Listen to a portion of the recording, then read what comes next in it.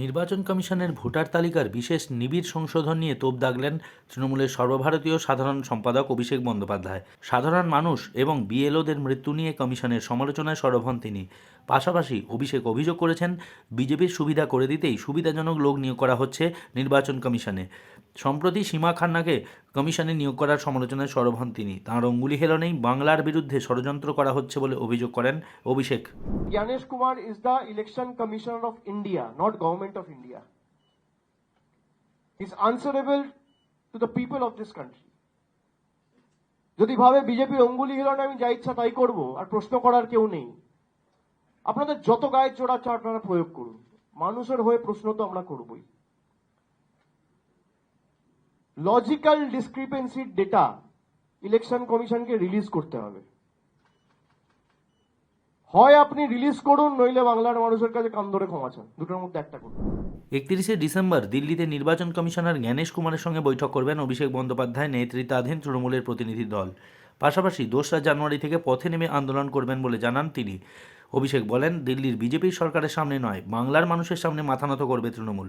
তিনি জানান, যতই করো হামলা, আবার জিতবে বাংলা।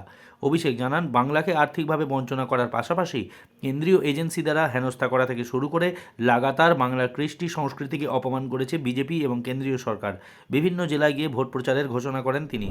আমরা আগামী 2 তারিখ থেকে একটা কর্মসূচি শুরু করছি, যে বিজেপি সর্বশক্তি প্রয়োগ করে বাংলাকে লাঞ্ছিত, বঞ্চিত, নিপীড়িত করার যে প্রচেষ্টা দীর্ঘদিন ধরে চালাচ্ছে, সেটা এক ধাপ আরো এগিয়ে নিয়ে গিয়ে এসআইআর করে বাংলার মানুষকে ভোটার তালিকা থেকে বাদ দেওয়ার যে ষড়যন্ত্র করেছে, বাংলার উপর যে আঘাত, বাংলার উপর যে হামলা, তার বিরুদ্ধে মানুষ সোচ্চার হবে এবং বাংলা আগামী দিন বাংলার ক্ষমতা দেখাবে। আমি 2 তারিখ থেকে রাস্তায় থাকবো। গীতাপাঠের অনুষ্ঠানে চিকেন প্যাটিস বিক্রি করার কারণে এক হকারকে মারধরের ঘটনা নিয়ে বিজেপির সমালোচনা করেন অভিষেক। পাশাপাশি তিনি বলেছেন, বিজেপির কোনো নেতা গীতা সম্পর্কে কিছুই জানেন না এবং মানেন না। একই সঙ্গে বিজেপির হিন্দুত্বেরও সমালোচনা করেন তিনি। একজন চিকেন প্যাটিস বিক্রি করছে, তাকে মারা হচ্ছে। বিজেপি ক্ষমতায় না এসে যদি চিকেন প্যাটিস বিক্রেতাকে মারে, তাহলে ভাবতে পারছেন বাংলায় যদি এরা ক্ষমতায় থাকতো কি করত? 70 জন এমএলএ নিয়ে যদি একটা রাজনৈতিক দল একটা গরিব ছেলে চিকেন প্যাটিস বিক্রি করছে বলে তাকে মারছে, কোথায় মারছে? গীতা পাঠের অনুষ্ঠানে মারছে। বাপের জন্মে গীতা পড়েনি। নির্বাচন কমিশনের বিরুদ্ধে হুঁশিয়ারি দিয়ে অভিষেক জানান, দিল্লিতে গিয়ে আন্দোলন হবেই, কোনোভাবেই তা রোখা যাবে না। মনরেগা থেকে মহাত্মা গান্ধীর নাম সরানো নিয়ে কেন্দ্রীয় সরকারের সমালোচনা করে অভিষেক কেন্দ্রের বিরুদ্ধে বঞ্চনার অভিযোগ করেন। কেন আজকে হাইকোর্ট বলে দেওয়ার পর 100 দিনের কাজ শুরু হয়নি? কেন আজকে আবাসের টাকা বন্ধ? আজকে প্রায় 52,000 কোটি টাকা মনরেগাতে বন্ধ করে রেখে দিয়েছে।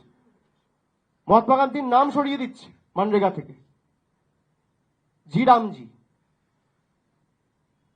জাতির জনক যে, তাকেই সরিয়ে দিচ্ছে।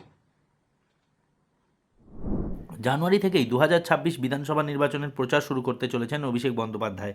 জেলায় জেলায় ঘুরে কেন্দ্রীয় বঞ্চনা থেকে বাংলার সংস্কৃতি রক্ষার দাবিতে তৃণমূলকে সমর্থনের আহ্বান করেন তিনি। Subscribe to One India and never miss an update. Download the One India app now.